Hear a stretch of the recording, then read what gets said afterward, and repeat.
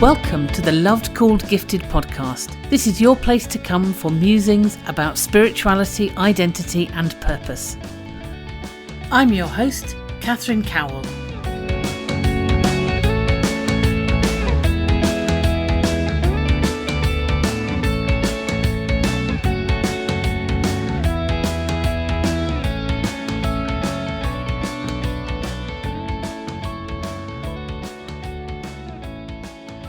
So this morning, I'm really excited to be joined by Val Mullally. Would you like to introduce yourself, Val? Tell us where you are and what you get up to. Hello, Catherine. Lovely to be with you today. I am living in rural Ireland down in the south with green fields all around me. Very blessed to live where I live in a traditional Irish cottage, which my husband and I have restored. And I have the great pleasure of working online most of the time, although I do training as well. And my main work is both as author and also as a SuperVision facilitator. And I love to spell SuperVision with a capital S and a capital V because it's about supporting people to have supervision, to be able to pause and think, what's really going on for me? What's going on from looking at from the big picture, from looking inside, etc. I'm sure we'll talk more about that later. Yes, yeah. I think people can tell from your accent, Val, that rural Ireland is possibly not where you started out. You guessed. So I was born in Devon. And my father was a pharmacist and volunteered to go and work in Africa. So I grew up in southern Africa. And my husband is of Irish roots. And in 2000, we decided it was time to come back to home of his ancestors. And I'm very happy here. Ireland is the place my heart calls home. Yes. So the thing which prompted me really to think this would be a very good conversation to have is that you have been involved in creating psychologically safe spaces for children. It's hard to say, isn't it? Psychologically safe spaces. Psychologically safe spaces for children, yes. And I was intrigued by that, and I thought this would be a really helpful conversation for people for two reasons, really. One is that quite a number of the people who listen to this podcast are people I've encountered through particularly my work with parents of children with special needs, and that's a journey that I've been on myself. But also it really occurred to me that the thing that might make a space psychologically safe for children is also the thing that makes a space psychologically safe for everybody else. So even if somebody isn't interested in children per se, I think that there will be stuff in here that is really valuable for them too. Thank you. And that's interesting. Yeah, it's because it's sort of like both sides of the coin, because we can't actually make it psychologically safe for children unless we're psychologically safe inside ourselves. As you said, it's not only about children. If we think about any context of we're working with other people, for all of us, there's an inner child inside. And so how do we make it safe for us to be our authentic selves? Which means we've got to acknowledge that there is that one within who sometimes feels threatened, who's sometimes playful, all the different aspects of who we are. We need to be aware of that and be welcoming to all of who we are. And it's been a long journey and an exciting journey. I have been involved in working with children since I was 13 years old, when I was just by myself running, for want of another word, a little Sunday school group for the under fives. And church leaders left me alone with the under fives to do the thing. I mean, when you think about it these years later, of course, that would never happen. But I think I did a good enough job. In fact, years later, some of the children I'd worked with said, "Oh, I remember our time with you." So right from a young age, I sort of had a sense of loving to work with children. And I went on to Teachers College. I was probably the youngest that ever accepted into college. And after doing a 3-year course, I was a qualified teacher at age 19 and teaching 13-year-olds at the time, not letting on how young I was. And really enjoyed my first career, both in teaching, becoming a principal in early education, and then training in early education. And yet, by the time we came to Ireland in 2000, I said to my husband, I'm not going back into teaching. I know I need to focus on supporting parents. I didn't have the words around psychological safety at that point, But actually, it was the essence of my work, even though I didn't have that sort of wording around it. Because what had happened for me in the late 1990s is I'd become more and more aware of the importance of emotional intelligence, actually because of a dip in my own life where I went through a really downtime where I was not in a good place emotionally myself. And I realized the only person who can make me happy is me. And took a long road back to recovering myself, and a lot of reading, particularly work like Goleman and Gottman's work on emotional intelligence, and then a bit later on work around neuroscience as well, particularly ones like Daniel Siegel. And the more I worked with this and started bringing this into my work with the children, the more I felt every single parent needs to know this. And now I have shifted and I work, as I said, in supervision, but that was quite a long journey. So I did a master's degree in holistic development. I trained as a coach and then actually went on to be offering a diploma in parent coaching, and also did training as an imago relationship educator, which is very much about deep listening skills. A key thing I think that I need to say in this too is that I'd come from Africa where generally the parenting model had been very much an authoritarian type of parenting model. And then I come to Ireland and also having UK experience and find what is often a sort of laissez-faire approach where we're almost afraid as parents to set boundaries and hold boundaries, and realizing that actually neither extreme is helpful. Being over strict on children isn't helpful, but also letting children do whatever they want and not setting boundaries isn't helpful, because we don't want children to grow up thinking everything revolves around them. So how do we get that balance? And that led me into writing several parenting books. And the first one that I wrote, Behave What to Do When Your Child Won't, is very much around, we know we don't want to use punishment, but how do we then discipline children in a way that's helpful? And I think it's very interesting to look at the word disciple and discipline as coming from the same root. And, Jesus's followers and the followers of any other great leader do not follow because of fear. They follow because of the love they see modeled. We can see that so much in the life of Christ. And so how do we parent, or how do we support those who are parenting? Not from a place of fear, but from a place of love. And I love Scott Peck's definition of love, which is extending oneself to support the other person's growth. And I think it needs to be also extending myself to support my growth. No matter who we are in life, we're still all on a growth journey.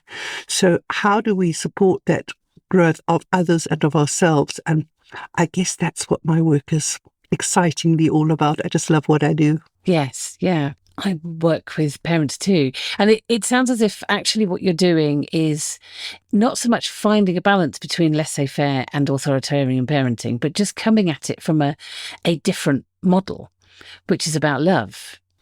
Which is about love. That's the bottom line, exactly. And yet it's parents will want, but how? Because what has happened in our system, which has been helpful, is we're saying, no, smacking children or other types of punishment is not helpful. If we go to that place of inducing fear, we're going to cause the reactive brain, the fight, flight, or freeze reaction to come in. They're not truly learning, they're just reacting to keep themselves safe. So how do we parent, or how do we nurture children, particularly in the education system, really matters, in a way that supports the child to grow into their fullness. The next one is Stop Yelling, 9 Steps to Calmer, Happier Parenting. And that is more looking at from the inside. What's going on for me on the inside? Not necessarily with yelling, but, what are the other behaviors that we as parents have that aren't helpful? And interestingly, because of my work in early education in South Africa, the occupational therapists at that point in the late 1990s, I think were probably 2 decades ahead of where the average part of the system in Europe was. They were just amazing. And I had the privilege of working quite closely with a occupational therapist who was passionate about what she did with her work with children, and learned a lot from her. And then working with parents over the years here in Ireland, I've realized that the whole issue of sensory sensitivity and understanding how we need to be aware, what's it like for the child? So would you like to tell us what you mean by sensory sensitivity, in case that's a new term for people? Okay, myself and my daughter-in-law have written a book on this, which we haven't yet published, is hopefully going to be published a bit later this year, which is Beneath the Behaviour, Understanding Sensory Sensitivity. And an easy way of looking at it is the TEDx talk I've done, which is In Defence of the Naughty Child, Understanding Sensory Sensitivity. I'm sure we can put the link for that. So what we're all taught when we were kids at school, I imagine, was, the 5 senses of sight, hearing, touch, smell, and taste.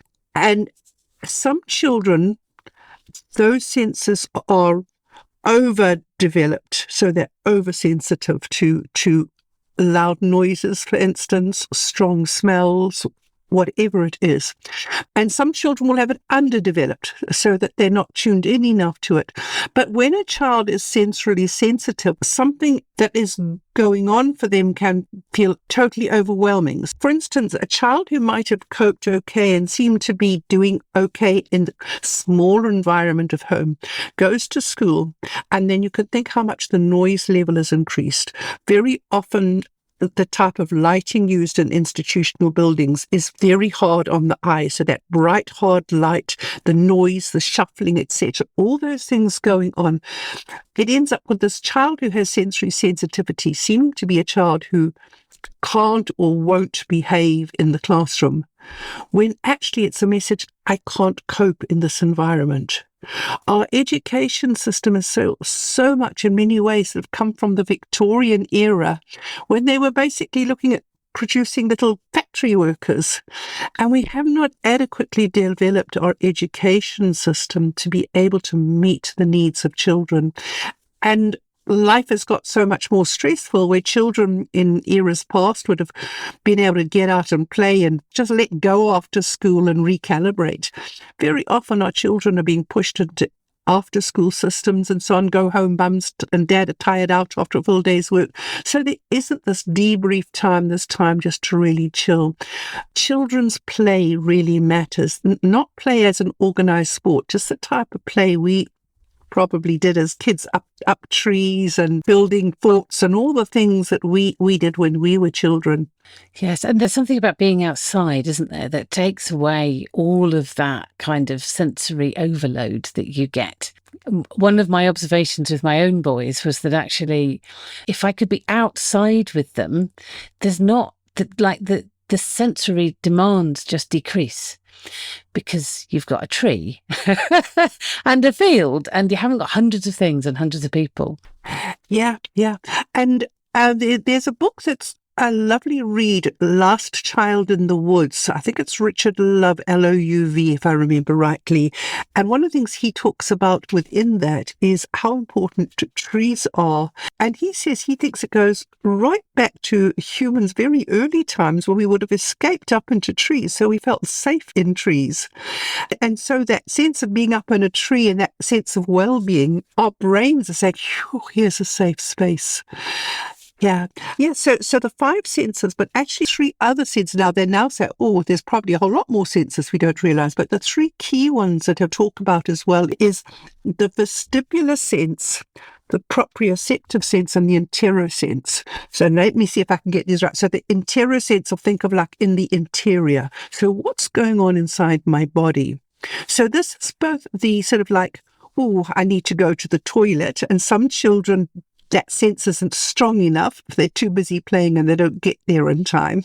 But not just the urinary needs, but also things like, what's happening with my heartbeat, noticing so in fact, your emotions and what's going on in your body are closely linked. If you think any emotion you're feeling, your body's feeling it before you put the words on the emotion.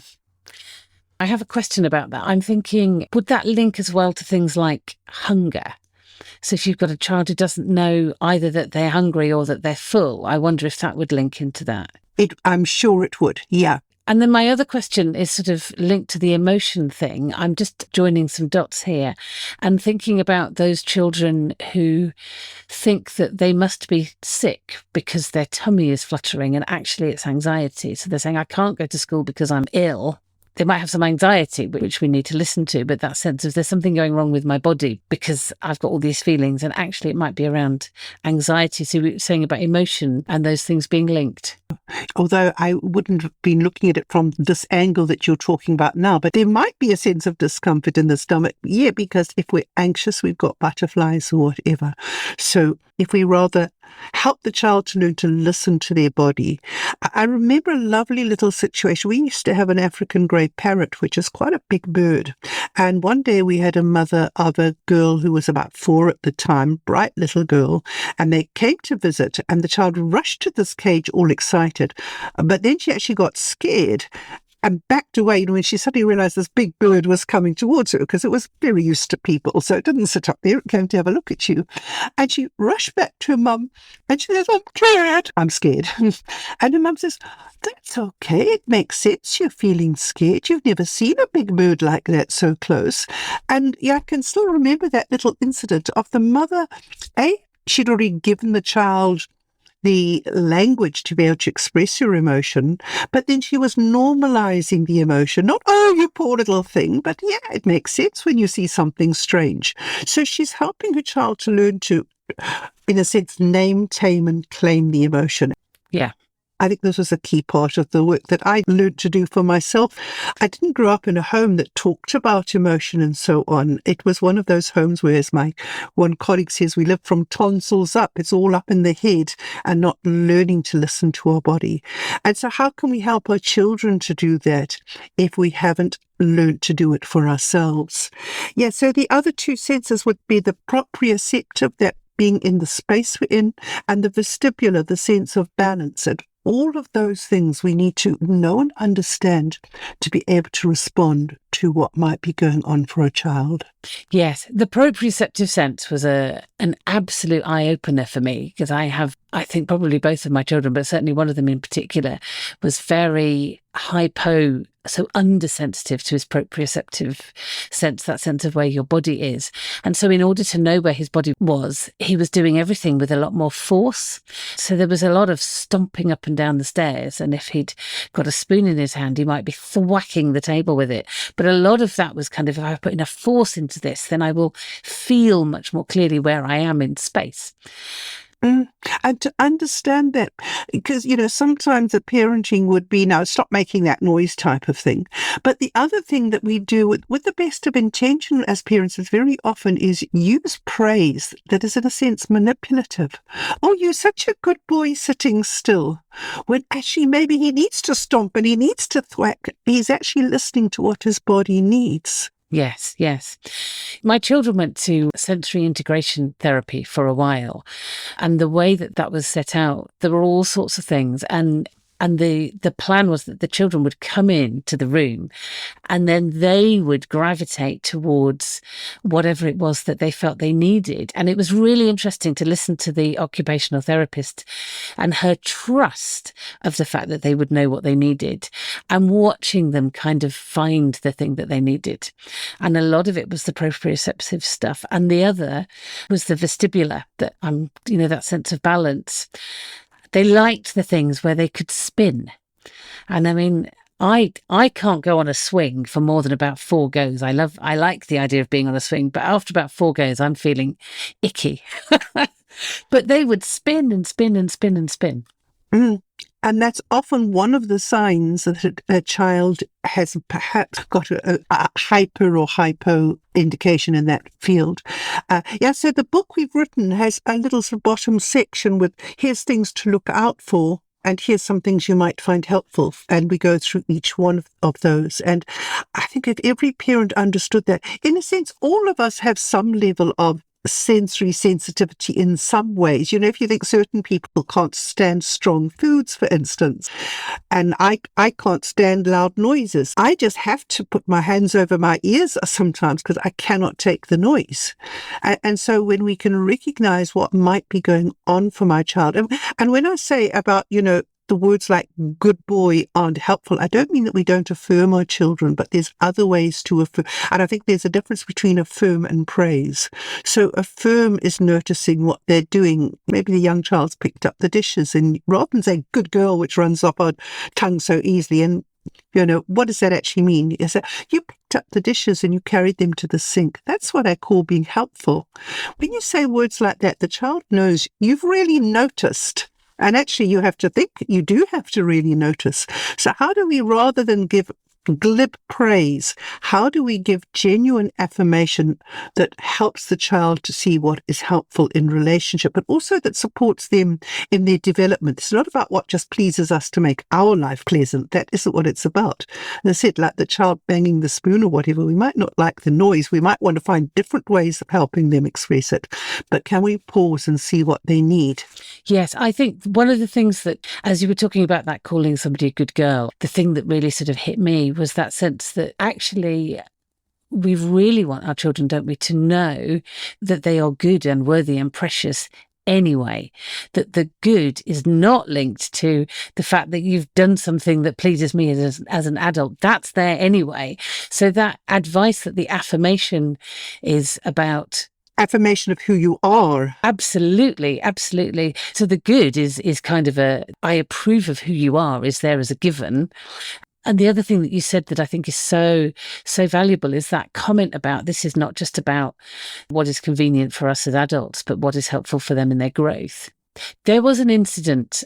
Sometimes you can do something as a parent that is a bit of a mistake and you think, actually, I need to learn from that. But also there are moments when you think, no, I think I got that right. And one of those for me was an occasion when one of my boys had kind of stomped off and he'd got really, really angry. And he'd disappeared off, which is very scary when you're a parent. You have a small child who kind of decides that their response to you is going to go AWOL. I could sort of see where he was, but we were walking along the path and I'm like, I need you to be safe and I'd much rather you were next to me. But actually that gave me some time to think. And he was so angry and so cross with me. But then he kind of calmed down enough to come back. And what I noticed for him and my affirmation to him in that moment was, really well done. It is so hard when we get very, very angry. It is so hard to calm down. That's a big thing that you've managed there. Yeah, that a child with sensory sensitivity might just not be able to cope in the regular classroom all the time. And the wise teacher is one who knows that maybe they just need a little space just outside the door or something where they can just go and recalibrate, not try and force them to stay in a context which they aren't safe. And so that means the school team need to figure out, okay, how do we provide for these children in a way that still ensures their safety? But when we're just trying to squash them into the system because of fear, then it's fear or it's love. And if we're reacting out of fear, we're not thinking about the love of extending ourselves, not just as individuals, but how do we extend ourselves as organizations or institutions to cause the growth of every child? And when we do that, I think we're causing the growth of every person as well, as you said at the beginning of our discussion. So interestingly, that the next book I wrote after that was called Baby and Toddler on Board. And in those first few years of life, obviously the senses are not well developed. There is sensory sensitivity happening with every toddler. That's, they have the meltdowns and so on. And often it is because of the sensory overload. And within that, I think I spell out some key principles that apply not only to the child, but concepts that actually apply to all of us within life. I don't think I realized it when I was writing the book. It's only as I've looked back at it now that I can see some of the elements that I brought into that book are lifelong principles. In fact, the latest book I'm working on is called The Heart of Listening, the Transformative Power of Reflective Supervision. And I've actually spell out some of those principles in that book around what's deep listening really about and how do we do it. Things like following the child's lead, instead of just rushing into the conversation, where is the child's focus now? Where are they focused? And how do I support them to explore the angle they want to look at? Sort of like, I can think of an incident years back where some people were walking along in a zoo. And the young child, got fascinated by the dewdrops. It was early morning, and there were dewdrops forming like diamonds sparkling at the end of these fronds of grass. And the child was totally fascinated by this. And the father is roaring, hurry up, we need to get to the lions, we need to get to the lions. Well, actually, when they got down to the lions were all asleep in the cage. Anyway, instead of, wow, the child is really focused on these beautiful, beautiful dewdrops. And why not pause and see where the child is at? And although that's a physical thing, but how often at a emotional level or things we're trying to process, do we need to pause and see what's really happening here, what needs to be observed, rather than trying to rush to solutions, for instance, as we could be tempted to do if we're working in supervision, coaching, or counselling or other forms. How do we stay with the person and be present, help them to be present to whatever it is that has caught their attention? I really like that as an expression of deep listening that is not just about what somebody's saying, but also about what's going on for them and what they're doing. You know, you're really talking about a way of being with one another and with our children that is absolutely not laissez-faire. Laissez-faire being kind of, I'll let them do what they want. It's utterly not, but it looks like that to somebody else. But laissez-faire suggests, well, I'm not really bothered. But what you're doing actually is being with at a really deep level, and at a level which is often for us as adults deeply inconvenient. And you were saying that it's often inconvenient for institutions. And I think about some of the parents that I journey with who have been listening deeply to their children and know what it is that their children need, and then are kind of running up against institutions who are doing their darndest to encourage these children to be convenient for the institution, and it's really hurting them. To fit into the box. Yes. Yeah. Yeah. And so to me, these children, and it's an expression I use in the TEDx talk, these children that seem to be inconveniencing us, as you said, are actually the ones who are almost like canaries in the coal mine. They're the ones who have just stopped singing the regular song and are giving us a signal that something's not okay here. And so often the emphasis goes on to trying to fix the child, or if we're working in it, something like supervision or coaching or counselling, the thing is like, I need to, inverted commas, fix the person. No, it's not my role to fix. It's how do I support them, listen to them. In the supervision work, I use the expression, my work is to support them to bring into harmony their authentic self, their role and their context. But it actually is still also the same with effective parenting, in that we want the child to be their authentic self, not to fit into what somebody else thinks they need to be. And we all take roles, different roles at different times, even children. You know, sometimes I'm big brother or big sister, and sometimes I'm just mummy or daddy's little boy, and sometimes I need to be the pupil here. And what's the context, you know? Okay. And where the context is not working, we need to pause as individuals, but also as community, and stop and say, hang on, what's going on here? Because I think that these children are canaries in the coal mine who are saying life is not working.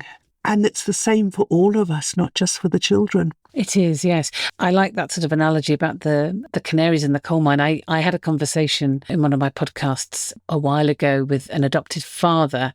It was a conversation with Glenn Hussey, if people want to go back to that. But he works with diversity within a university and has a number of children for whom there are those challenges. And his observation is that if we get it right for those children, the ones you would describe as the canaries in the coal mine, we will be getting it right for everybody. Absolutely.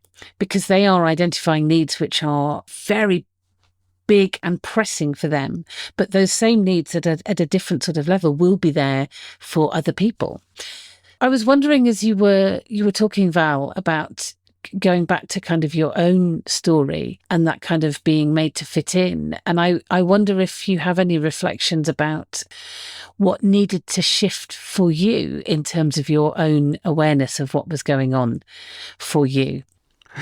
For me, the big one, the aha I had when I would have been early 40s, I think, early 40s, is a realization that, particularly regarding anger, that I had grown up in a home where good girls don't get angry.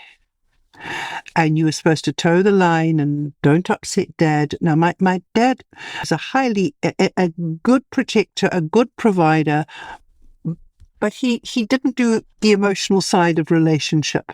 I was one of four, and yet somehow I was the child who put her head above the parapet and would push back at dad. And that I pushed back at a cost. My other three siblings would just keep the head under the parapet and would probably much easier for them. Let me do the work.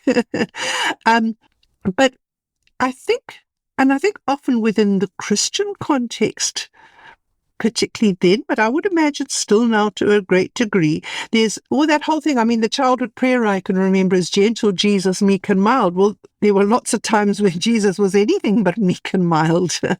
He was very certain of who he was, and he didn't give up on who he was. And yet I think my experience, and knowing that my parents were doing the best they knew how, but my experience was disown your voice, just fit in and be a good girl, was the underlying message I would have received. And actually got praised for times when I would have done that, when I think there were times when my protest was a very valid protest. Children often have a strong sense of justice, and I think I was a child with a strong sense of justice. And so I think I grew up with the sense of, don't say when you don't agree, just keep quiet and keep your head down, put a nice smile on your face and be a good Christian girl type of thing. I think one of the books, I said a lot of reading around Goldman and Gottman, but another book that I read much about that time was Harriet Lerner's book, Dance of Anger. And that book strongly impacted me because I realized from what she wrote, anger is a signal I need change. So instead of, I mustn't get angry, which then just builds up like a pressure cooker until it either explodes or implodes, it was learning how to recognize, what is my anger trying to say to me? And when you're calm and not triggered by the reptilian brain, how do you then start saying what you need and how you need and dealing with issues, not pretending they don't exist? So anger particularly was one that very strongly impacted me, and I think it's a topic I've continued to explore a lot, particularly Daniel Siegel's work has been helpful on that. And what happened for me is working with young children and doing workshops with small groups of the 5 and 6-year-olds around emotions.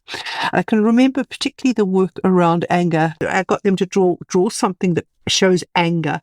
And this one child drew a tiger.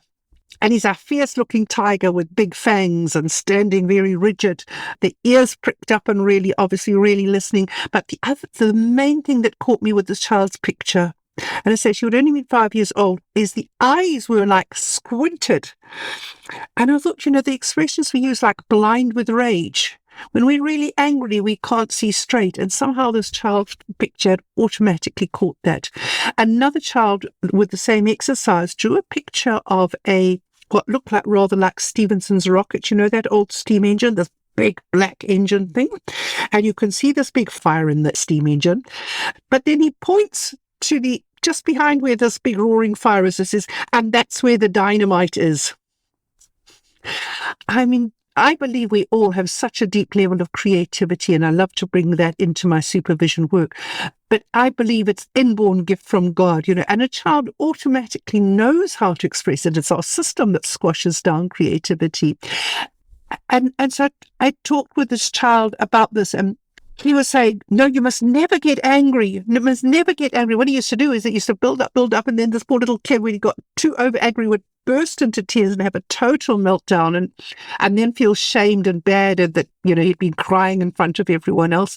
I asked his permission to talk with his mother, and the mother said, oh, she said, I've always been telling him he mustn't get angry. She said, my dad was such an angry man and I don't want him to grow up like that. So I had to help her to see that it wasn't squashing down the anger, but helping him learn how to name and tame and claim the anger.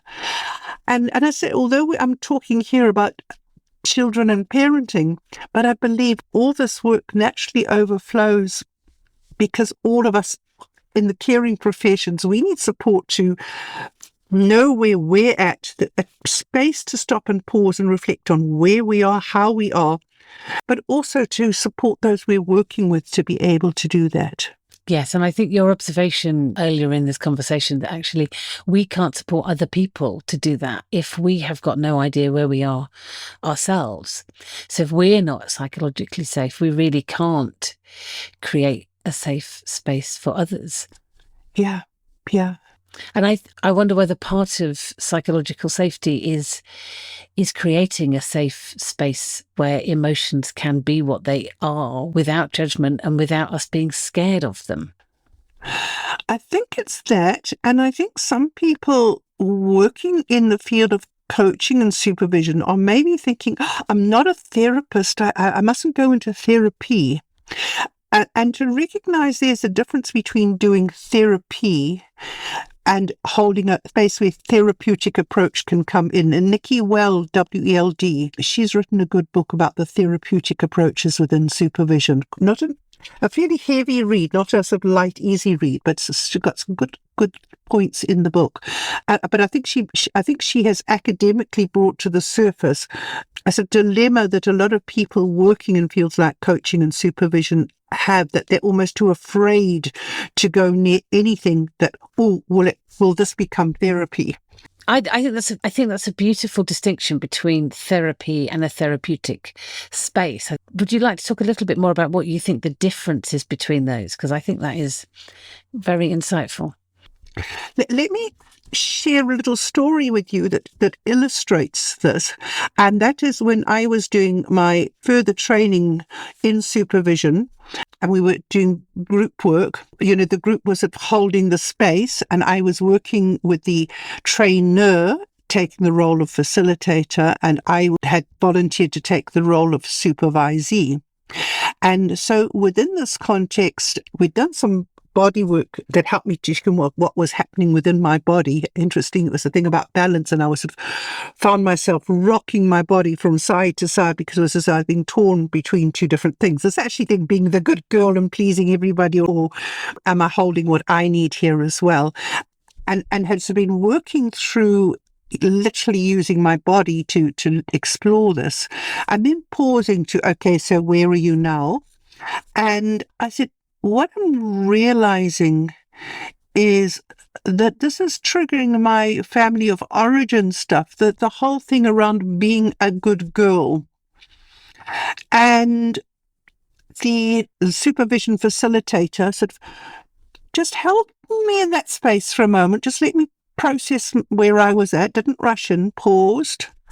And then when he sensed the timing was right, said, and the way that impacts your work now is, and I think that little vignette captures the thing of how, yes, you can hold the emotion, you can let the emotion surface, but you don't have to go to, oh, poor you. And in fact, you've gone out of being in the role of supervision facilitator or coach if you then start to try and unpack the child's issues. That's not what it's about, but just that simple. And the way this impacts your work now immediately brought me to now bring what I've been processing into where I am now and what do I need going forward. So it's sometimes very simple little skills like that the facilitator needs to know and understand, both in understanding emotional intelligence and the neuroscience created with that. In fact, further training also that I found hugely helpful was neurolinguistic programming. There's a lady in Ireland, Elizabeth Gary Brosnan, who does excellent training on that. And I did training with her. And that really brings you aware of noticing what's happening within your own body, what you note, what you can observe about the other person. So it really slows you down instead of sort of rushing for solutions, just staying present with what I can see, what I notice, what am I observing, both within myself and within the room context with the other person or persons. Yeah. So coming back to the kind of creating psychologically safe spaces, what would you say are the elements of that? Well, let me read to you. It's a quote from my book. So here's my definition of supervision. A psychologically brave space for the supervisee to reflect on their work and themselves within their work. It's an open yet boundaried space where through creative interventions they can access their own wisdom. Okay, so I'm wondering if it would be helpful to give people an idea who would be having supervision. I think everyone basically who works, particularly in a leadership context, within any form of caring profession needs to be in supervision. And people like human resource managers, leaders in organizations, people like that, yeah, maybe they think, well, a lot of my work is around the finance or so, but you need to be in touch with who you really are. You need to be in touch with where other people are. So regular, and there's a big difference between reflective supervision and clinical supervision. Clinical supervision, which is also needed, particularly in one's training years, is where you're working with somebody who has got training in the same discipline that you are now trained and operating in, and is going to almost be in a mentoring role. They're going to be holding you accountable and supporting you to do the correct thing, whether you're, say in the medical profession or whatever. So clinical supervision really is important. But the type of supervision I'm talking about now is what I call reflective supervision. And that is about being able to have a space to pause and to look at what's really going on for me. And it's not rushing to solutions. It is, as I said there, it's about learning to listen to your own self of what's going on for me. What am I actually experiencing? And how might that be for the other person? To me, it should be an essential. If you're in careers like counselling and that, it's not an optional extra, it is an essential. And I really think places like schools, family support agencies, HSE workers in key positions, all those people, they all need to be in supervision, and the organisation should be providing the funding to ensure that happens, and providing adequate funding, recognising that this is important. So many different disciplines are beginning to recognize this. For instance, within the church, most of the denominations in the UK now are recognizing and are in the process of having supervision for their ministers, their priests, their lay workers. That is unfolding now, and they're recognizing this as essential. Likewise, for people like coaches, you have to be in supervision to gain accreditation. But still, the level of supervision is something that can vary a lot. And I think there's some really good cutting-edge training coming out on supervision now, but one needs to make sure, if you're looking at training in this field, you find the quality supervision training that you're looking for. And particularly, to me, what matters is bringing in creativity within it. Because, just like I explained about those children's drawings, if we'd just done some sort of drawing activity, if you'd been the adult and I'd encouraged you so how about drawing a picture of how you feel in this context? And you'd maybe drawn that tiger I was describing. Then we'd look at the tiger picture together when they'd finished and say, so what do you notice? And get them to really pause and really look at their picture. And they're likely to say, oh, it's very stiff and whatever else. And I really encourage them, and what else do you notice? And what do you wonder? And along the line, when I sense that they've said what they want to say about that, I'll say, and may I share something I notice? And perhaps they didn't comment on the eyes, and I say something like, and I'm noticing the eyes just seem like they're not able to focus. And I'm wondering what that might be saying to you. And so using the terms notice and wonder are key tools. And I talk about that in my book about listening. Wow, I don't know if I've answered your question adequately. I'm going to bring you back to the question that I originally asked a moment ago, which was because we started off by thinking about how do we create psychologically safe spaces. And I think we're talking about that for children, for one another, for ourselves. So what, Val, would be the elements of the creation of a psychologically safe space? Over the years, what's evolved for me is the model that I call TRAKC, about keeping on track. And I don't mean track as in a railway track, but something organic like a path through the forest that naturally develops. And so TRAKC stands for trust, resonance, authenticity, kindness, and candour. And you might notice as I say that the K and the C have been inverted in order. And that is quite deliberate because you need to have kindness. It's no good having candour without kindness. So to me, the kindness comes first. And I'm not talking about doing kind things, but the being kind. So I'm going to take you back. Do you want to take us through each of those briefly in order? Because that will help people to remember, I think. TRAKC, the T, trust. So trust, I think, is pretty obvious to us, but actually there's different levels of trust. We trust different people in different ways. So you trust your mechanic, hopefully, to fix your car. It's a sort of technical trust, but you're not likely to go and tell them about, say, your marriage difficulties or whatever. We trust different people in different ways, and none of us are perfect, but we need to have both the academic training and rigor and discipline to be working in whatever profession we are working in, but we also need that emotional trust. We need to create environments that supports people's emotional trust. When the trust gets damaged, even, with a little hiccup that we hopefully can repair, there's both the sense of strong emotions arise, but also when trust has been broken, we can't let something go.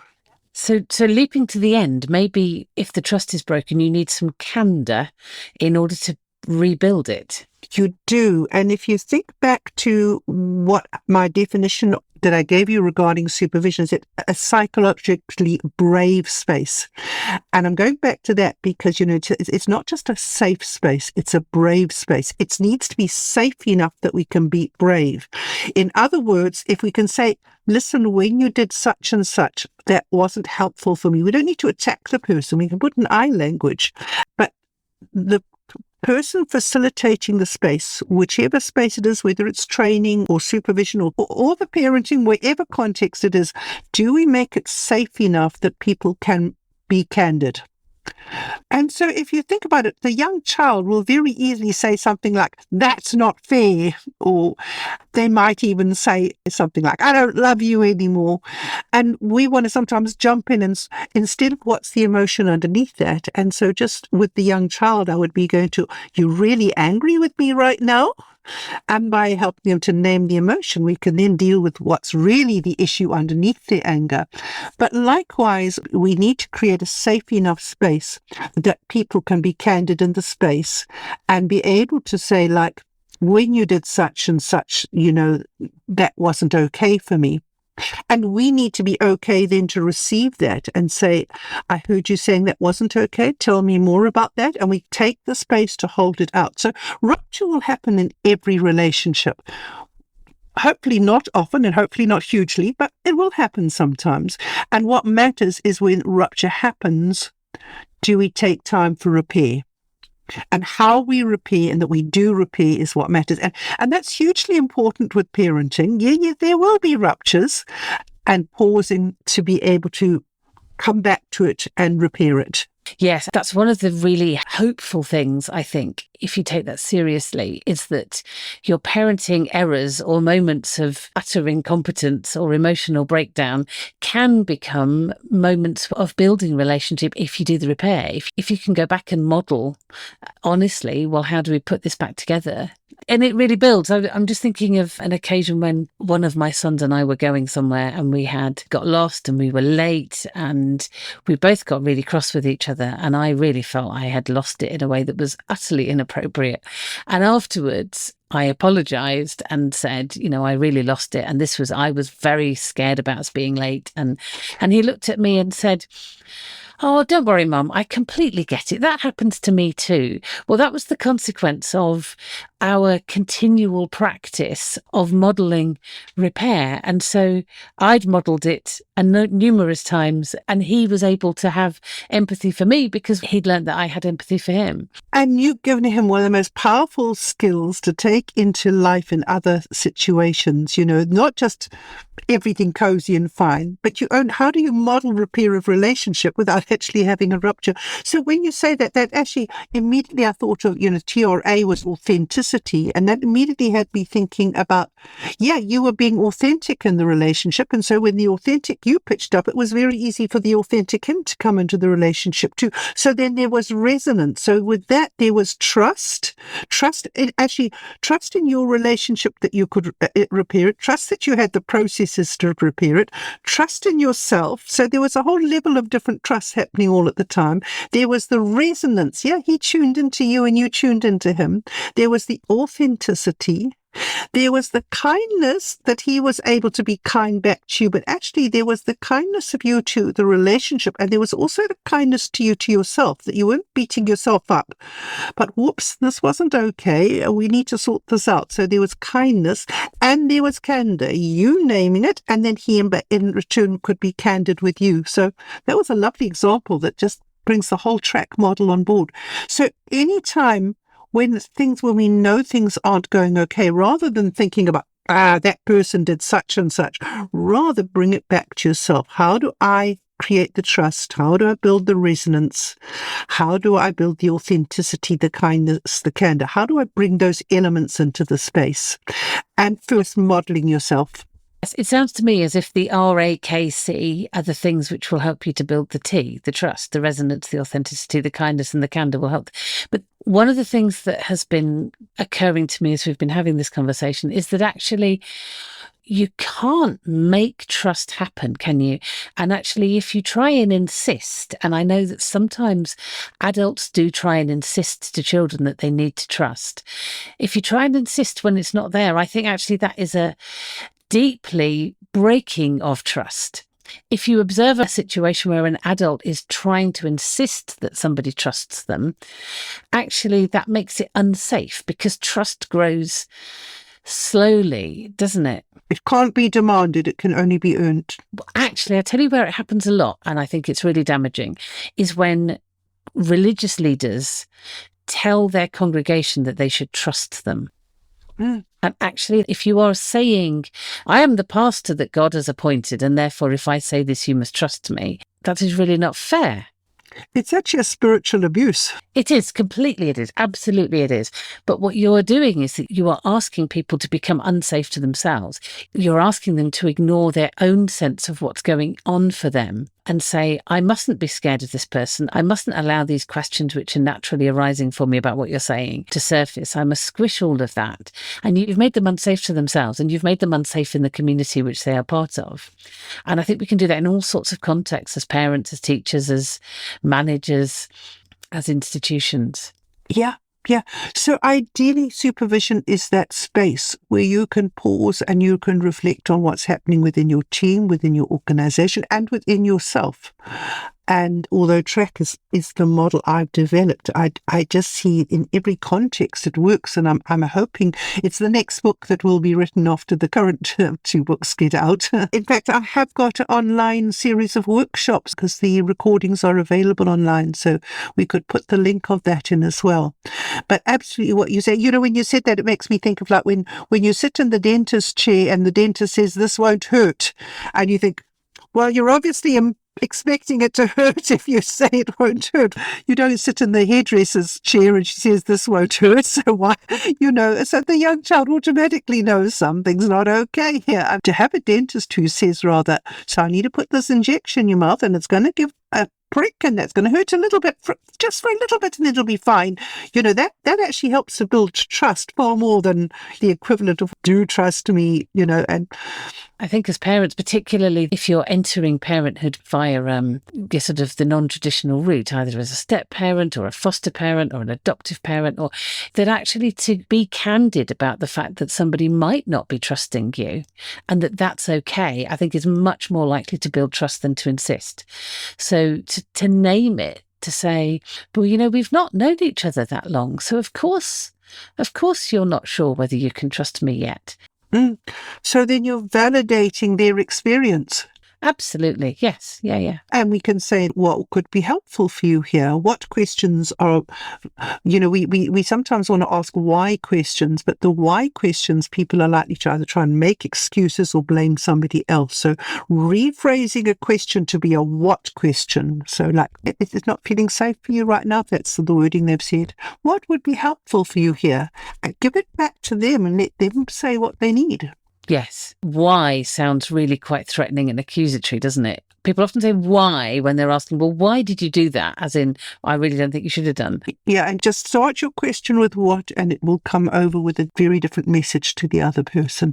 Yes, it just feels safer, doesn't it? And it also somehow, the what question tends to be forward-looking. In most cases, obviously, it depends on the wording of the question. But when we think, well, we can't change the past, but what can we learn from it that will be helpful for the future? Yes, yeah. Which is really helpful for all sorts of relationships, isn't it? Particularly, I think, parenting. If your orientation is not towards why did that happen, but what have we learnt from that and what will help us for the future? We're probably most real with our family that we are anywhere, and yet we can learn, because kids will be so straight and honest with us and tell us when we're not doing okay in ways that those people in your work team probably wouldn't. So we can learn a hang of a lot about leadership from children. Yes, it does occur to me that supervision would be very useful in the parenting context. But actually finding safe spaces to reflect on how we're parenting can be not that easy. Yeah, hugely important too, because it's probably the most important work we'll ever do in our lives. Yes. Well, we have visited many places in the course of our conversation. We have, haven't we? And I can hear, well, actually, all of the themes around your TRAKC model, have been brought into your work with children, with parents, with supervisees. So the wealth of resources that you have alluded to all the way through, I'm wondering if there is a central place that people can get those. Yeah, my website is valmullally.com. And remember, you're looking for 5 L's there. Val, 1 L, and then Mullally is double L. And we can put the link in the notes, can't we? Yes, and there is a number of different books that you've written, and we can link to a little resource list. Certainly, that would be wonderful. That's been really, really interesting, Val. Thank you so much for your time this morning. And it's been lovely to be with you. Thank you, Catherine. Hope you enjoyed this episode of the Loved Called Gifted podcast. If you'd like to get in touch, you can email lovedcalledgifted@gmail.com. You can find a transcript of this podcast at lovedcalledgifted.com. And that's also the place to go if you're interested in the Loved Called Gifted course, or if you'd like to find out about spiritual direction or coaching. Thank you for listening.